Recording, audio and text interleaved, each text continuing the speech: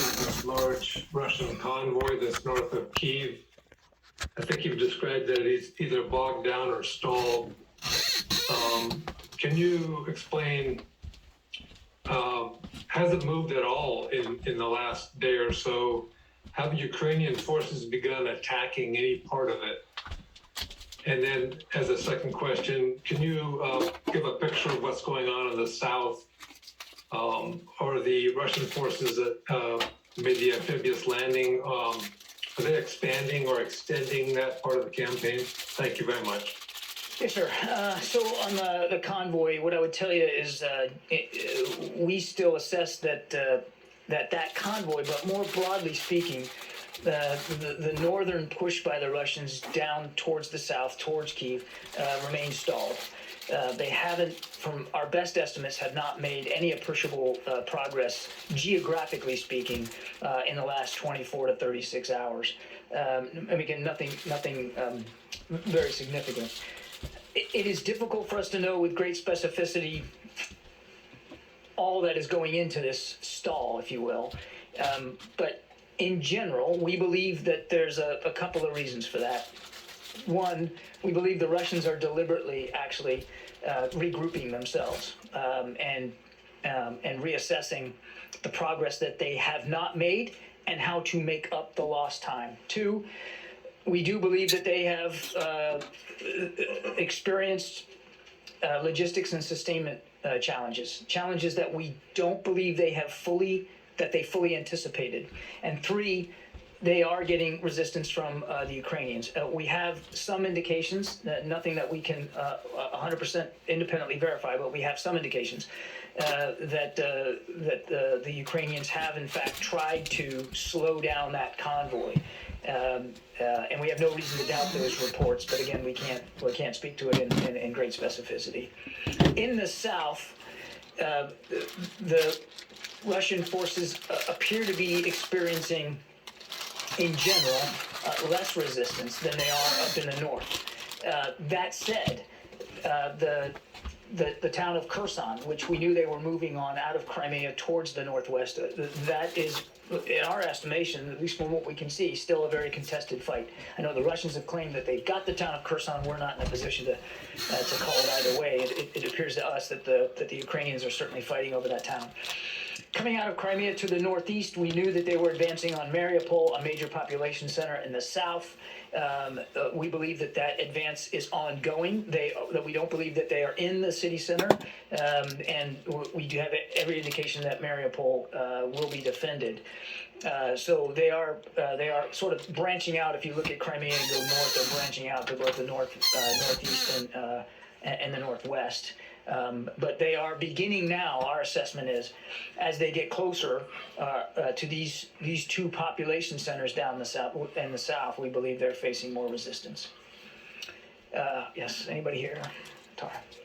On the change in the main test, have any other changes been made to U.S. nuclear forces to put them on a higher alert readiness level? And then secondly, while the convoy is stalled, there are some indications that maybe the window is closing to be able to get aid into cities that may become under siege. What is the U.S. and NATO partners doing to maybe maximize the amount of aid that can get in while there's still a window open? So on the second question, I would just tell you that security assistance continues to flow, not just from the United States, but from many of our allies and partners. And as recently as even just the last 24 hours. So we are making every effort to get as much security assistance as we can to the Ukrainians as fast as we can. And on the humanitarian side, again, we're going to continue to work with international organizations and NGOs to try to stem and assist in whatever way, not from a military perspective, I'm talking about from an administration perspective. We estimate, or we have seen numbers coming out of the UN of more than 500,000 people now leaving the country, as well as perhaps tens of thousands, if not more, internally displaced. So clearly, Mr. Putin is causing a humanitarian crisis as well. Jen? On the nuclear posture? Oh, I'm sorry. So first I'd say this delayed test is not affecting our strategic nuclear posture and our deterrence. Just not. It's not canceled. We're just moving it to the right a little bit. And I won't talk about the specifics of our deterrent posture except to repeat what I've heard the Secretary say many times, that he's confident, that he's comfortable that the strategic deterrent posture that we have in place is up to the task of defending the homeland and our allies and our partners. Jen? John, what will the U.S. government do if President Putin's soldiers kill or harm President Zelensky? What will the consequences be? Well, look, I'd rather not get into individual hypothetical scenarios, Jen. Clearly, we know that Mr. Putin wants to topple this government and replace it with his own. And he's already caused the loss of life, of innocence. He's already caused destruction of civilian infrastructure. And all that blood is on his hands. And any more blood that's shed is still going to be on Mr. Putin's hands. But I won't speculate about particular outcomes here with respect to individuals. Can you authenticate these videos that are circulating of Russian soldiers who are being held as POWs? Do you have any? We can't. I'm sorry. We've seen the same videos that you have. We have no reason to doubt them, but we can't independently verify them. Court. I'm wondering, we heard a lot about false flags leading up to the invasion. Are you still seeing any indications of false flags? One specifically that's sort of out there today is a local mayor in Luhansk. He was allegedly kidnapped and killed. There's some speculation that this might be another attempt at a Russian false flag. I know it's difficult for you to talk about specific cases like that, but have you heard anything on that case? And then also more on the false flags. I haven't heard anything about that particular one. I'm happy to go take a look and see if we have anything on that, but that's the first I've heard of this particular report. We did see false flags. I mean, car bombings and that kind of thing before he launched his invasion, not to mention just the ridiculous, ludicrous claims that they were making in their own state-run media about Ukraine being a threat to their security, and claims of being shelled by Ukrainian forces in the joint operations area to the east. So we did see them run that play on false flags. I'm not aware that there's any such false flag operations ongoing now. That's not to say that they couldn't or wouldn't do it, but he's already tried and failed to create a pretext to go in, so he just decided he's going to go in, and he's done that now. And can I ask one on the ICBM test? Should we take anything from that as whether that was some sort of a reciprocal action, in that you saw any indications that was what Vladimir Putin may be planning here, is any kind of a missile launch, a nuclear missile launch, or anything like that? No. Obviously, we would, as I said in my opening statement, we'd certainly like to see Moscow reciprocate by taking the temperature down on rhetoric about nuclear posture. We certainly would like to see him de-escalate by coming to a ceasefire and de-escalating and moving those forces back home and getting out of Ukraine. But this decision was the Secretary's decision, and it was based on making sure that we were being very clear about our responsibilities in the nuclear realm. And so, no, it was not tied to a specific action or inaction by Mr. Putin, but rather a decision by the Secretary to make it clear how responsible we are going to behave in the nuclear space. Let me go around, Dave. Russian forces have been described as risk-averse. How does that translate on the battlefield? What does that mean? And you said that the Russians are encountering less resistance in the south. Is that the only reason for the fact that in the south they seem to still be making progress, or is there something else about the southern? Yeah. So on the south, I mean, you also have to remember they started out on those two southern legs. They started out in Crimea, so their lines of supply and sustainment are or short.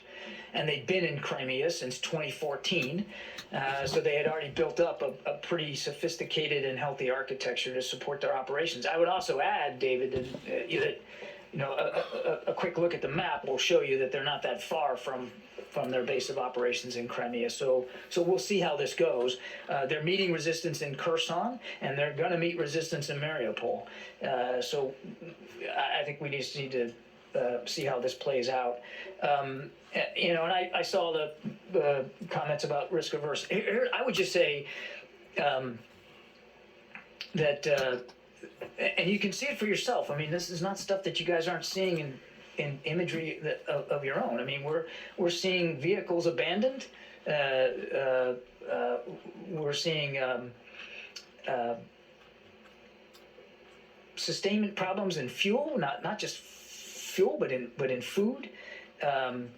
We're seeing indications here early on that though they have sophisticated combined arms capabilities, that they're not being necessarily fully integrated. So they have made some missteps, and they're working their way through that. I want to be clear, as we've been before, that we have to be, as we look at this, we have to be pragmatic. The Ukrainians are fighting bravely and creatively. The Russians have a significant amount of combat power applied in Ukraine, and they still have some significant combat power that they have not engaged in the fight. And we need to be mindful of that. As I've said before, they will try to learn from these missteps, and they will try to overcome these challenges. Jim? Is it just a matter of time before the Russians remind them? I think that's too soon to make that argument. They have been surprised by the stiff resistance that they are facing by the Ukrainians, and I don't believe that they fully factored that in. So I'm certainly not going to be one to call it one way or another here. The Ukrainians are fighting for their country, and they're making a difference. Jim? First, I second everything you said about Bob Burns. And second, are you seeing the Russians bring in reserves from outside the areas that they had concentrated in before?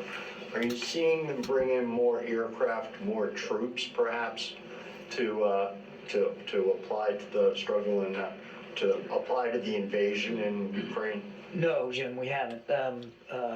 We haven't seen any indications that Mr. Putin feels the need to bring in additional reinforcements from elsewhere in the country. He began to build up this combat power starting in the early fall, and has at his disposal more than 150,000 troops, more than 120 battalion tactical groups, and while we assess that the majority of that combat power is now in Ukraine, that doesn't mean that he doesn't have stuff that's not committed, and it doesn't mean that what he has in Ukraine has been diminished. They have lost a sense of momentum here, but that doesn't mean that they still don't have the power at their disposal. The Ukrainians also have retained a lot of their combat power, our assessment is, and as I said, they're fighting back. They're fighting back bravely. Fadi.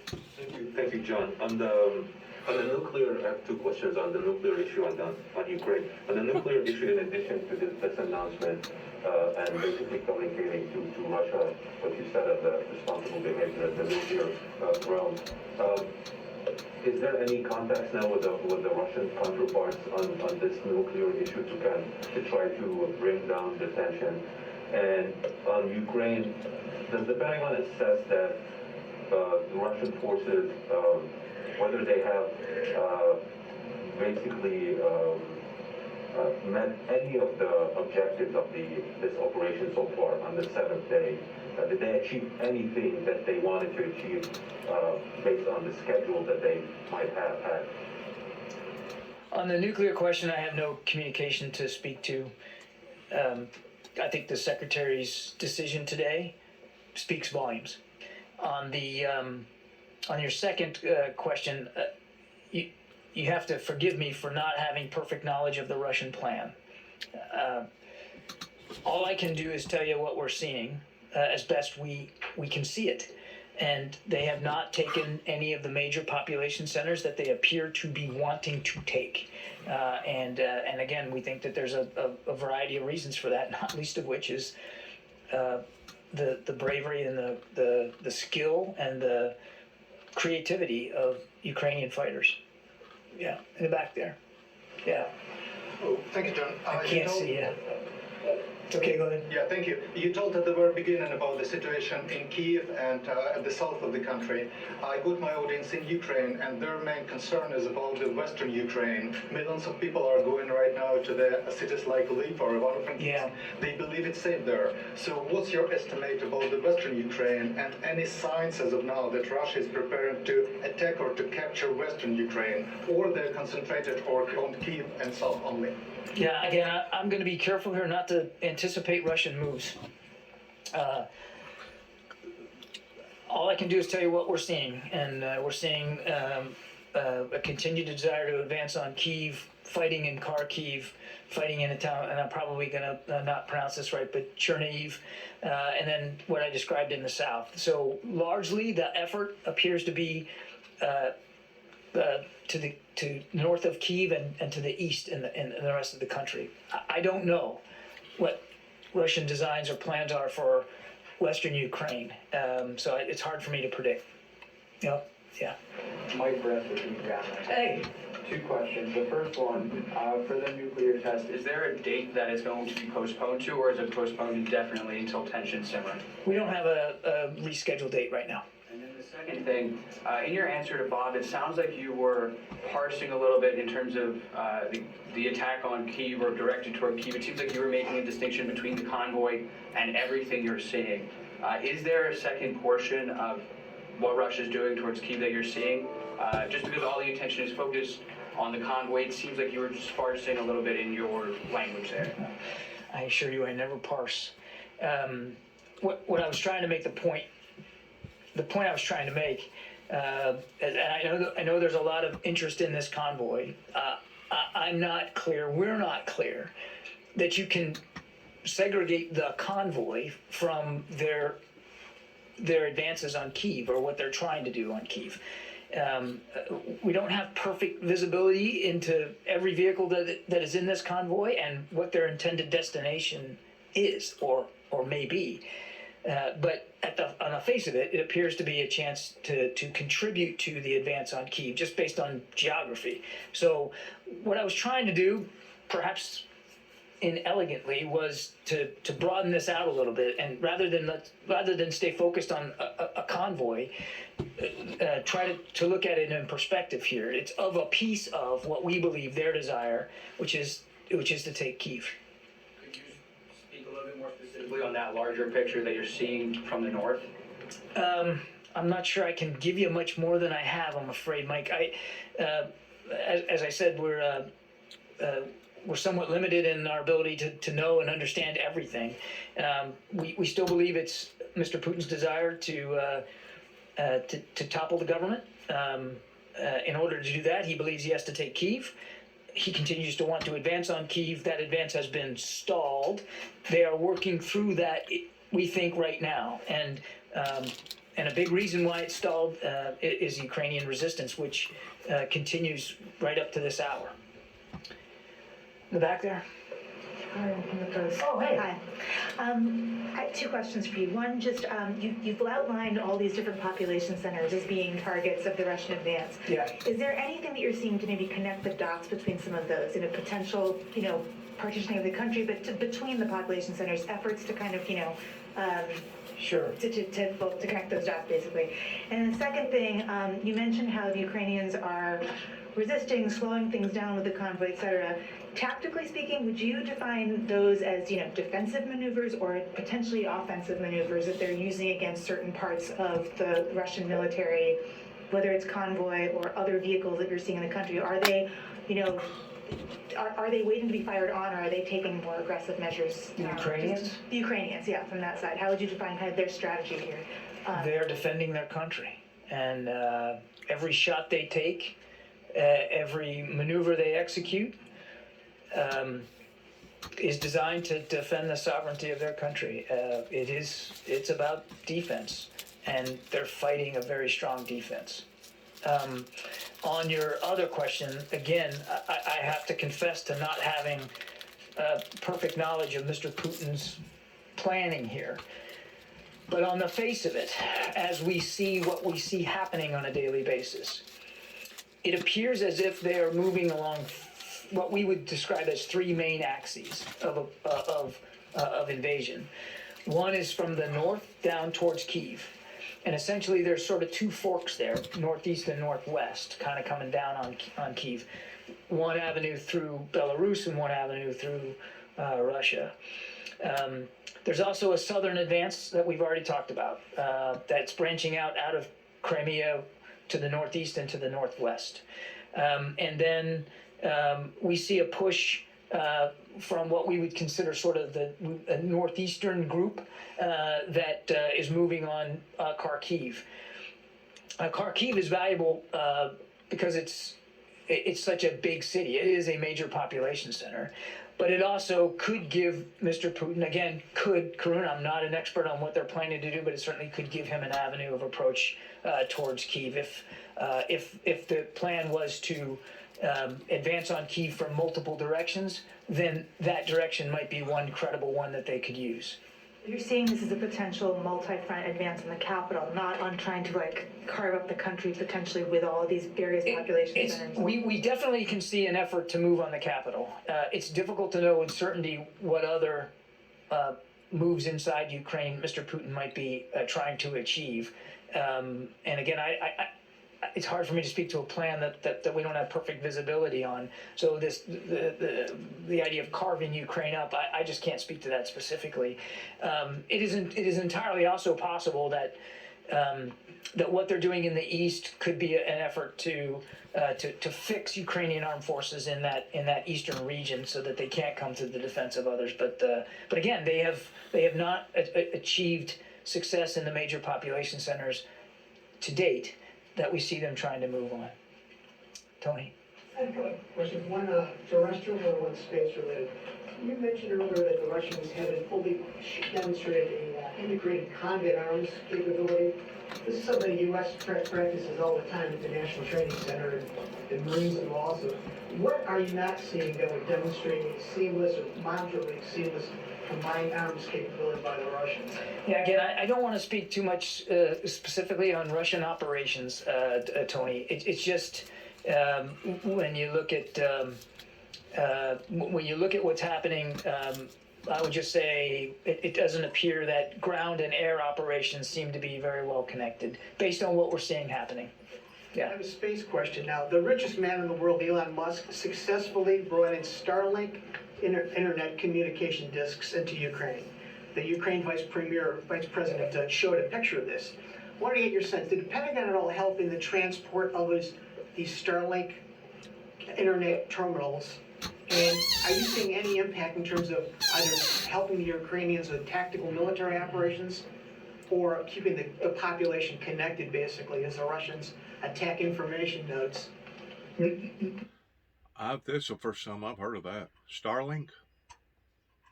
No help from us that I'm aware of. I'm not sure I understand your second question there. Dishes are being installed. Are you seeing any impact in terms of helping the Ukrainians with tactical military operations? You mean from the Starlink? From the Starlink. That's really for the Ukrainians to speak to, Tony, not for the U.S. military. And I know there's no involvement by us in respect to that. First I've heard of it. President Biden said the U.S. will join allies close the U.S. airspace to the Russian planes. It was more about civilian aviation, of course. and U.S. airspace, of course, but we know that the U.S. military has part of Syrian airspace under its control, and Russian military cargo planes cross into that airspace from time to time. Is there in any way a plan to limit Russian military assets in northeast Syria, where the U.S. Air Force controls? I'm not aware of any such plans, and as you know, we are in Syria for one purpose and one purpose only, and that's the counter-ISIS fight, and that remains an active fight. And that there's a deconfliction mechanism with Russian military forces in that part of Syria that has worked. That's as far as I can go on that. Let me go to the phones here, guys. I haven't gotten to anybody. John Ismay, New York Times. Yes, hi. Today at the emergency special session of the United Nations General Assembly, U.S. Ambassador Linda Thomas-Greenfield said that cluster munitions and what she called vacuum bombs are banned under the Geneva Conventions. And I'll say here that I assume by vacuum bombs, she meant fuel-air explosives or other forms of thermobaric weapons. So I was hoping you could tell me what the status is of the Pentagon's ongoing internal review on its own cluster munitions policy. And can you say whether the Pentagon believes that cluster munitions and thermobarics are banned under the Geneva Conventions? Thanks.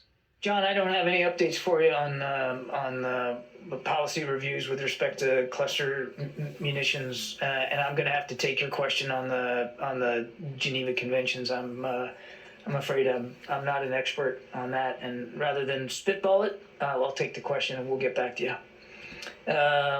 Abraham. It is a violation to be using those type of bombs on civilians or around civilians, because it's not considered surgical, I don't forget now the proper word that they use, towards trying to limit the damage that's going to be done to civilian populations. So anytime they're using that type of artillery, it's an automatic violation of them doing so. They have basically been banned, especially around civilian populations. He knows that. I don't know why he didn't answer that first question. Abraham Mashi. Hey, John, two questions. Number one, how much coordination is going on between the United States Air Force, NATO, and the Ukrainian Air Force? And second question, is the U.S. Air Force continuing to fly ISR and other aircraft in international airspace over the Black Sea? And if not, why not? Thank you. Abraham, I'm not going to talk about flight profiles. We don't have any aircraft, manned or unmanned, flying in Ukrainian airspace. And the question about specific coordination or communication with the Ukrainian armed forces is better put to NATO. What I would just tell you, our support for the Ukrainian armed forces right now is very largely in the form of security assistance, which continues to flow and gets into their hands. John, can I just follow up on the question from the New York Times? Is the U.S. a signatory to the 2008 cluster bomb munitions treaty? And if not, why not? We aren't, and again, we're still going through a policy review on this, so I don't have anything to update you on that. Phil Stewart, where it is? Hey there. Real quick, what message would you have to American citizens, including retired, U.S. military personnel who may want to go and fight in Ukraine? And also, could you comment on the New York Times report about an apparent Russian request, or Chinese request to Russia that it delay the start of this war until after the Olympics? Thank you.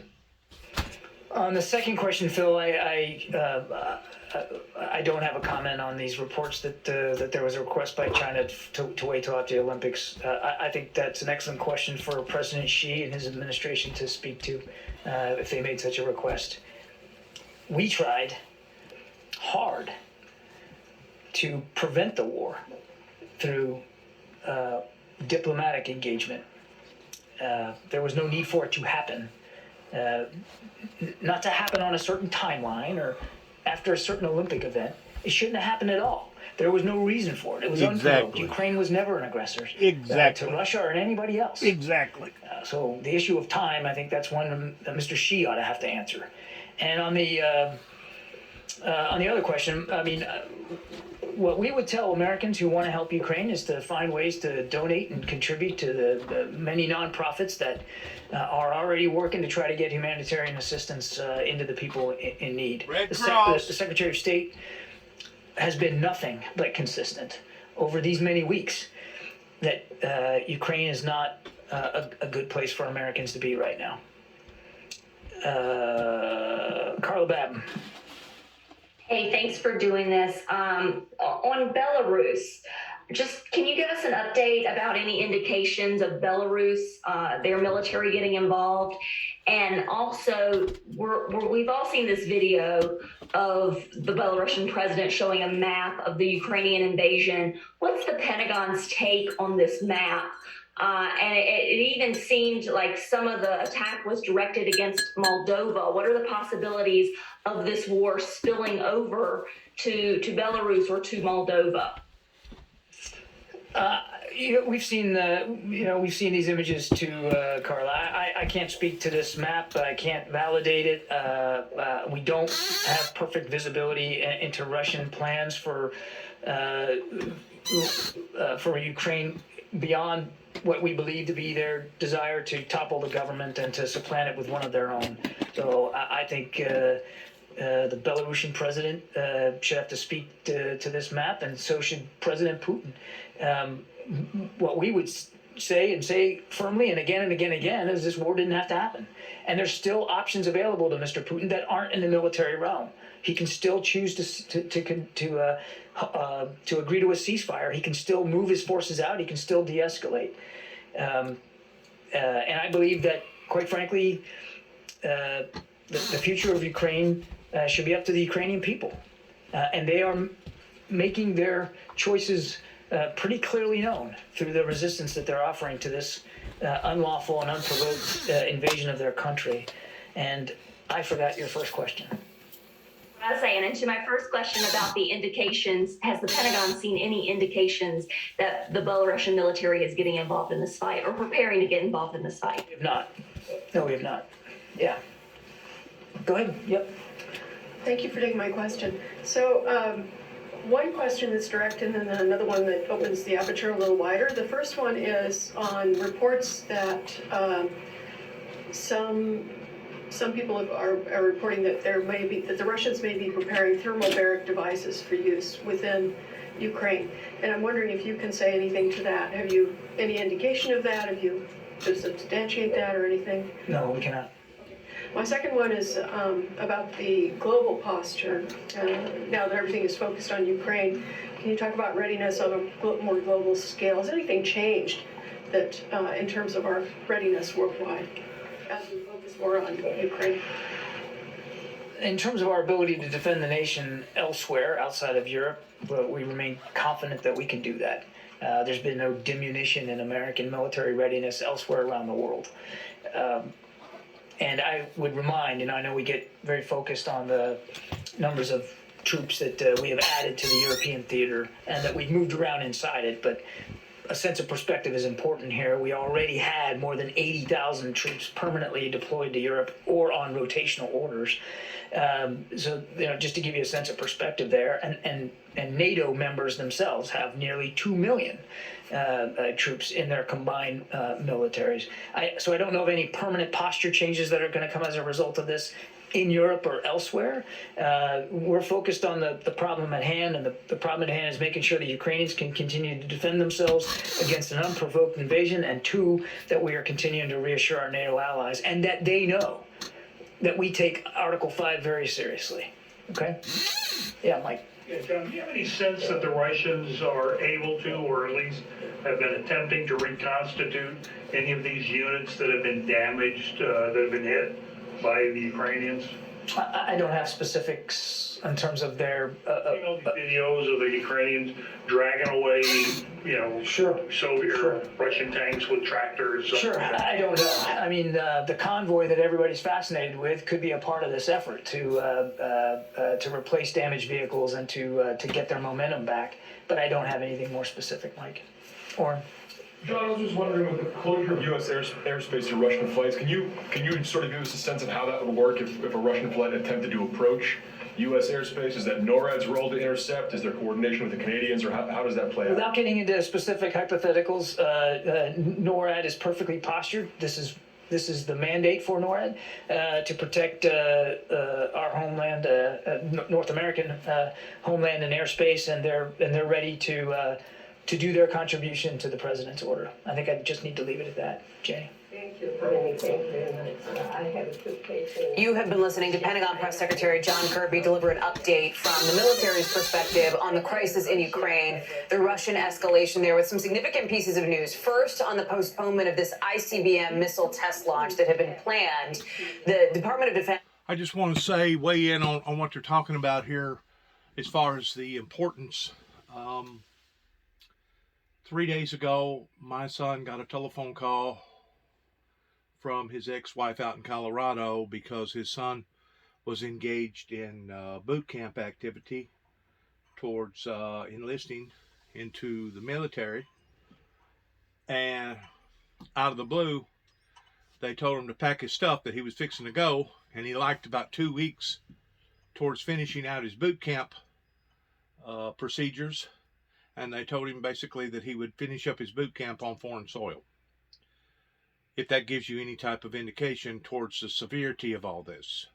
Also, yesterday, I believe, I don't know for sure, but I believe I've seen an AWACS plane flying over the Continental here in the United States that flies routinely on high flights, but you hardly ever see them on low flights. And I would categorize this flight as it being a mid to low flight, not as low as the flights was during 9/11. During 9/11, whenever they stopped aviation, grounded aviation, it wasn't nothing to see one of these planes flying sometimes 2 or 3 times a day that was so close you could almost read the writings and the type of color schemes that was on the plane. These planes are sophisticated with all kinds of radar equipment. The AWACS, I guess, is one of the most technological airplane out there, and I'm sure if we got them flying over the continental United States right here, there ain't no telling us what they got flying around over in other parts of the country towards becoming coordinated, organized, in knowing just exactly every move that these people are making. You see all those vehicles right there, all them trucks, that caravan right there? That's a picture that they're showing us. In reality, they can zoom in to the point that they can almost see the lug nuts, or may even be able to see the lug nuts on each one of them vehicles' wheels. So whenever it comes to dissecting and analyzing and scrutinizing the things that's going on right now over there, it's being done with a fine-tooth comb. Just like the president spoke of yesterday, every square inch is being looked at, analyzed, and dissected. The reason why that the planes was flying as close as what they was during the time of 9/11 here in America was because they was really, really concerned about another terrorist attack other than the planes that done the damage that they done during the day of 9/11. So, you know, I don't know. There's probably a lot of things that he probably could answer that he's choosing not to answer because he's under the guidelines of not exposing or unveiling that type of information to the general public because it could actually be harmful to either the Ukrainians or the surrounding countries or even us. whenever something is this intense, you pull out all the stops. You make sure that everything is done correctly. And Mr. Putin has made lots of mistakes. But the biggest mistake that he's made is using these type of bombs in open population centers. The Pentagon press secretary was speaking. We were simultaneously keeping an eye in our control room on what President Biden was saying at his speech in Wisconsin post State of the Union. And at the beginning of his speech, as he did at the State of the Union last night, he nodded to the crisis in Ukraine and to the importance of presenting a united front with our NATO allies to Russia. Let me play for you and for our viewers what the president had to say. The United States of America stand with the Ukrainian people. We stand with them.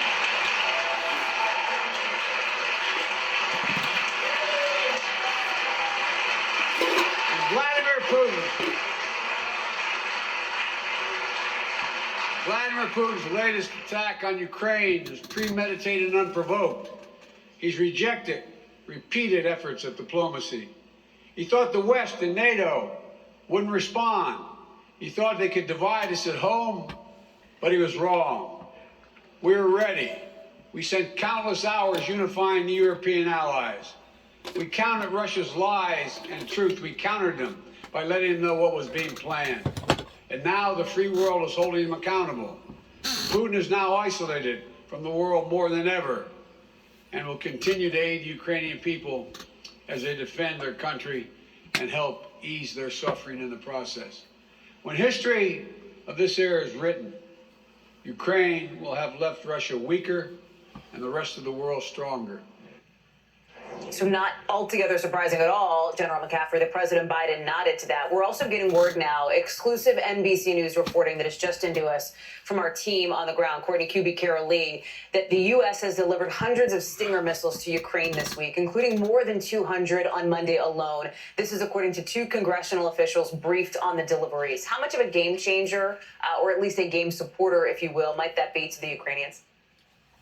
Well, it's very encouraging. I assume it's being organized by the CIA because, getting it out of Poland and into Ukraine may be easily possible. Then distributing it to Ukrainian fighting units that are in contact is a much tougher go. But that's good news. The Javelin anti-tank missile, fire and forget, an hour to train a civilian on how to fire it, is devastating out to 3 kilometers. The Stinger will bring down their attack helicopters and any other Russian aircraft under 11,000 feet. So this is good news. But President Biden now, I might add, is under tremendous pressure to declare a no-fly zone over Ukraine. It would be an open war with the Russians. The U.S. Air Force and the Brits and the French could drive the Russian aircraft out of Ukraine in a week. Easily done. But we'd have to take on S-400 anti-aircraft missile defenses stationed in Russia with a 400-kilometer range. So do we want to go to war with Russia at this point over Ukraine? The answer is clearly politically no, but the military option is still there. General, let me also ask you about your read on the other news that we learned from the Pentagon briefing, which was the postponement of that ICBM test missile launch. Oh, thank God we've got this sober-minded, experienced, pragmatic group of people in the national security structure. We had the Russian Minister of Foreign Affairs today, Lavrov, talking about employing nuclear weapons in a threatening manner. Oh, my God. What is he thinking of? For God's sake, you can't win a nuclear war. A first strike on the United States would still end up with Russia being vaporized. It makes no sense whatsoever. Is he talking about tactical nukes on the Ukrainians? Anyway, I think dialing back the rhetoric and having the U.S. and our allies be very careful in our public optics of nuclear weapons is the right thing to do. This is nutty behavior by Putin and his senior people. It's not only nutty, it's not only reckless endangerment, but it's the sign of following after a madman, of anybody that would even bring something like that to the table towards going to actually use in this type of wartime event. The supersonic missiles that they can use basically goes about 5 times the sound of speed, breaks the sound barrier 5 different times. That in and of itself towards various compounds on those missiles would be bad enough, much less to even begin to fathom the ideal of it being loaded down with an actual warhead. If that ever was to occur, we would see things on the level of what happened during World War II. Whenever we dropped 2 hydrogen bombs on Japan over there, we would basically see events like that on a scale like we have never ever imagined before, if something like that was to ever occur. Mr. Putin has already went over the red line, him and his compadres. It's now going to be up to their generals and the people within President Putin's circle of being able to take him out personally, because once they have identified that this man has brought misery and sorrow and pain and agony to their own innocent civilians, then it will be up to the military to plot and plan a coup towards taking him and removing him from their presence, because of the lifespan of their own people. If they don't do this, it could actually be a tragedy to their own people, because consequently it could lead into the destruction of not only their military, but their own population. Hopefully there'll be somebody in those circles that will be willing to challenge Putin because of this illegitimacy that he is performing upon to the Ukrainian people, especially at the expense of possibly using nuclear armament. That's the best that any of us can pray for, but as of right now, it wouldn't matter if he was to retract and bring all his military back to Ukraine, back to the main capital there. Even at that, because of what has already been done, he will stand in front of a tribunal court, an international court, towards giving account for the things that he has already did. So in a way, he's kind of already placed himself in between this hard place that's called damned if you do and damned if you don't. In other words, he's in between a hard place and a rock now, that he has purposely put himself by using this type of artillery on civilians, using these type of bombs on and around civilian populations, to the point that he's already, at the very least, going to go to jail of humanitarian crimes to humanity. I don't look for him to surrender.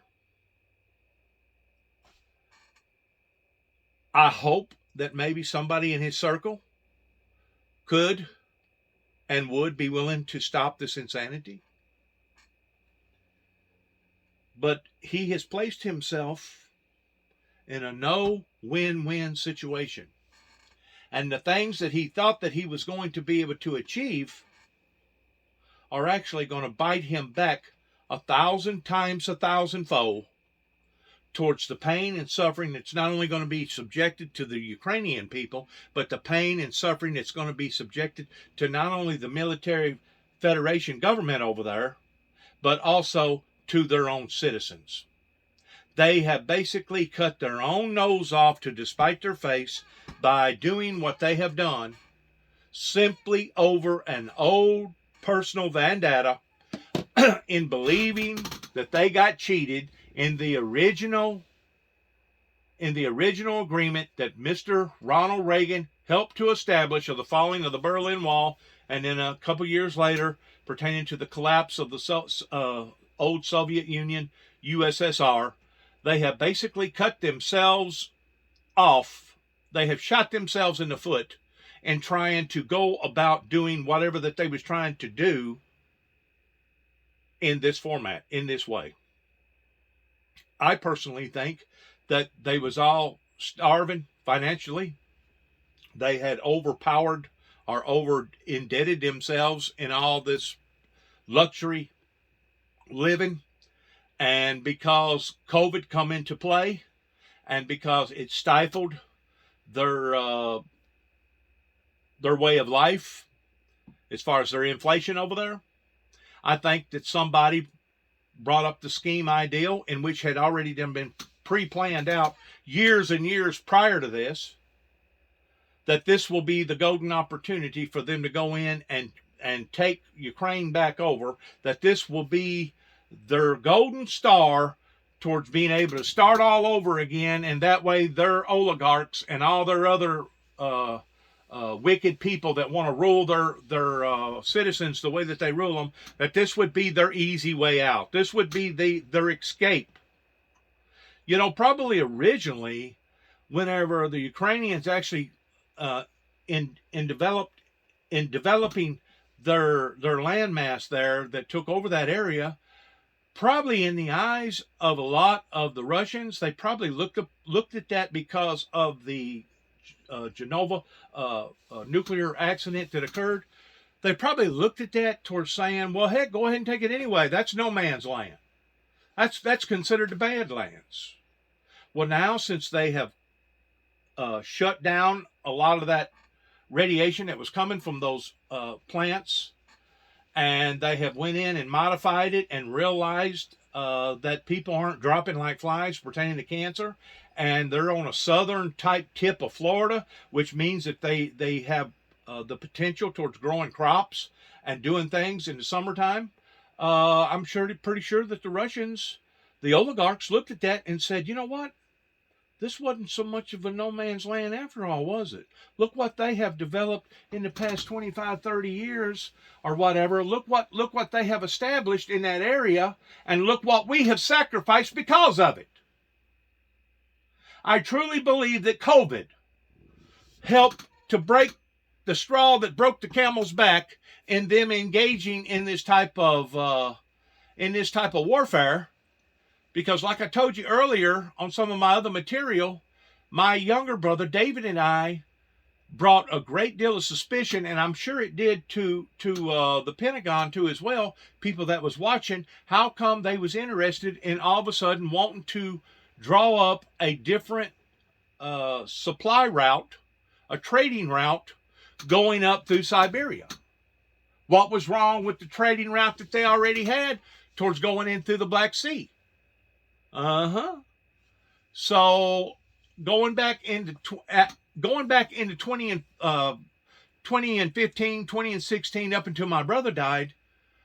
Of course, they'd already attacked them one time before, while the world sat back and really didn't do nothing. But they was already contemplating a big move. You don't take 200,000 or 190,000 people and put them all around a country with all kinds of tanks and heavy artillery and just doing this as an exercise. We knew that it was not an exercise. We tried to warn the Ukrainian people that it wasn't an exercise, and because of the rhetoric that the Russians are good at towards convincing everybody, oh no, this is coming, oh, they're going to get out there and do that, and then they'll be gone within a week or two. This is psychological warfare. They're not going to attack us. It wasn't up until about 24 hours or 48 hours until their main president in Ukraine realized that they're coming after you, buddy, and they're coming after you hard this time, which was actually a violation of their Ukrainian government towards not recognizing the dangers that was stowing up into their country or right next to their country. But the Russians once more sneaky. You know, if they've already done that 3 or 4 different times, It's kind of like crying wolf. You know, you cry wolf once, you cry wolf twice. Well, eventually, people will catch on to you crying wolf and they'll quit coming. Well, one time, the wolf may actually come. This time, the wolf came. This time, the wolf impenetrated over into their country that brought horror to their citizens in Ukraine. There will be a court that will sift through all this. It doesn't matter if they was to bring Putin down right now. There will be a court, and their generals and their people that was engaged in all this will be held in the highest court of court-martial crimes of humanity that would stand to go to jail the rest of their lives, the same way as Hitler's generals and Hitler's military base done during the Jewish Holocaust. They're already in trouble. They've already crossed the line. If they was to stop now, they would still be in trouble. Now, would they be in as much trouble if they continued on? The courts may be lenient to some extent towards not being quite as harsh on them if they was to walk away right now, if they was to stop what they're doing right now. But you know what? I think they know that they've crossed that line of no return. In other words, there's no backing up now. It's root hog or die. And because of it, I don't look for them to back off. I don't look for them to retreat. I don't look for them to bring out some sort of a solution. I don't look for them to do anything in a logic way, because they know that they have basically just dug their own holes according to the global stance, the way the global community has now witnessed this and judged this. It will be up to people like America, NATO, the United Nations. It will be up to all of us now to be able to combat whatever move that the Russian government decides to do in the format that it does it in. It will be up to them towards what type of engagement that we're going to have to meet this type of insanity coming from a madman that fits underneath the same criteria, as far as I'm concerned, as Hitler. Thanks again for listening. Good luck to all of us as we end our program here at the Windmill Ministries, trying to reform people and their way of thinking. People was warned, going all the way back to 2005, pertaining to the 43rd President of the United States, that a bloody road was coming. And it had come, pertaining to all the school shootings and all the other stuff that had been boiling here in the United States and all over the world. And the only thing that the founder of the Windmill Ministries can stand here and say, we told you so. You was warned. We tried to make that appeal to the United States government that these things was going to occur, and that they was intensifying, just like the storms pertaining to electrical disturbances. You was warned pertaining to global warming, even before I ever come onto the scene, not only in 2005, but what went on in 1989, and some of the material that I had put out beyond 1989, even in 1993 and 1995. You was warned, and you didn't listen to these people that was trying to help you.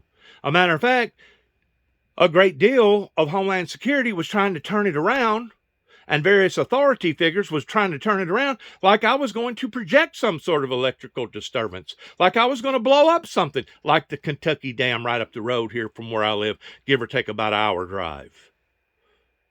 It's crazy. It is absolutely crazy in how things has been unveiled, beginning right here in 2005 in Weakley County, of how that they tried to mark me as me being some sort of a homegrown terrorist, or having the potential of being a homegrown terrorist, simply because they did not like the message coming from the messenger.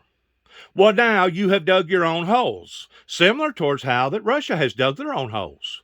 And I hope to God that we got good, sound, not only military people, but political people and spiritual people that is smart enough and strong enough to get us all out of this dilemma that we're all in, simply because of a group of people that thought that they was going to be able to undermine God and undermine God's people. Once more, this has broken my heart emotionally, psychologically. It has broken my heart physically. And the only thing that I know to do at this point in time is to do like I'm doing by making these videos and telling people that there's still a chance to go back and do thy first works over again, just like the 3 chapters of Revelations talks about, towards fulfilling biblical Bible prophecy. If you're not willing to go back, God will completely lower his protection off of this country, and you will see things on a level unimaginable if we continue on the path that we're on towards killing all these innocent children and doing what the American people are doing over here in an unrighteous, ungodly way. Once more, this is another warning. This is another advisory. Out of love, not hate, out of love, because I love my country.